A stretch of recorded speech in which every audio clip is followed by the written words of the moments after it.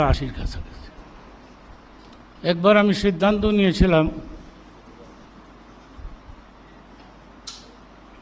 প্রধানমন্ত্রীর কাছে মৌলানা সাঈদীর সম্পর্কে ওনাকে ছেড়ে দেওয়ার জন্য, দরকার হলে গৃহবন্দী করে রাখুক।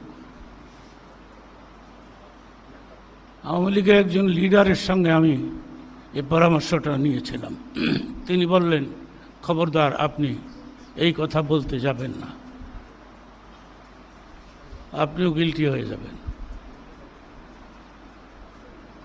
আপনাকেও জেলে ধরে নিয়ে যাবে। আইলাম, ভাইজান, আমি জেল খেতেও অনেক ভয় পাই।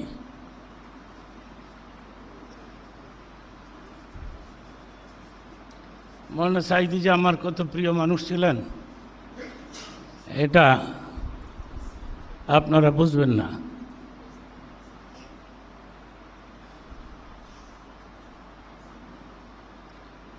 ওনার ফ্যামিলির লোকেরা বলতে পারবে,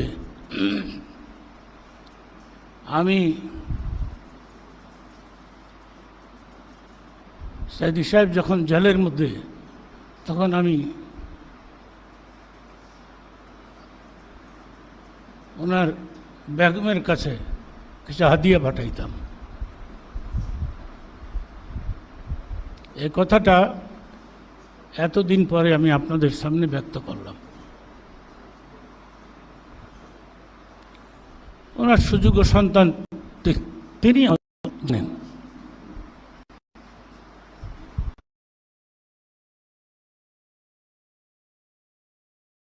ইকরা ইকরা পড়ো, ইকরা ইকরা, ইকরা ইকরা পড়ো, ইকরা ইকরা, ইকরা ইকরা পড়ো, ইকরা ইকরা।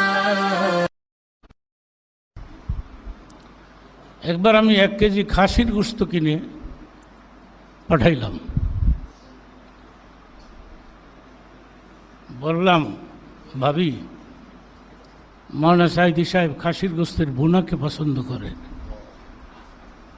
আপনি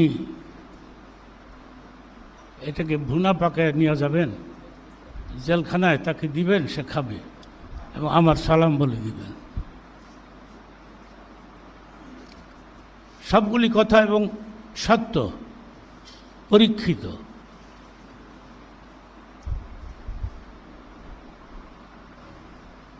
সাঈদী সাহেব চলে গেছে আমাদেরকে রেখে।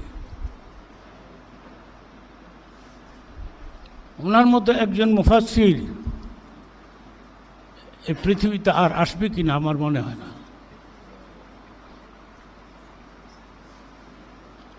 একবার তিনি আমাকে বললেন যে আমার এলাকার লোকেরা আপনার ওয়াজ শুনতে চায়।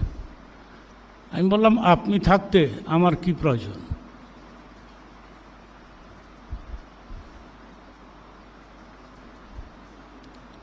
বললেন, এরপরেও তো চাচ্ছে। এরপরে বললাম, একটা সময় আপনি আমাকে বলে দিবেন, আমি যাব। আর তখনই ওনাকে অ্যারেস্ট করা হলো, জেলখানার মধ্যে ঢুকাই দেওয়া। এরপরে এই প্রোগ্রামটা আর হয় নাই।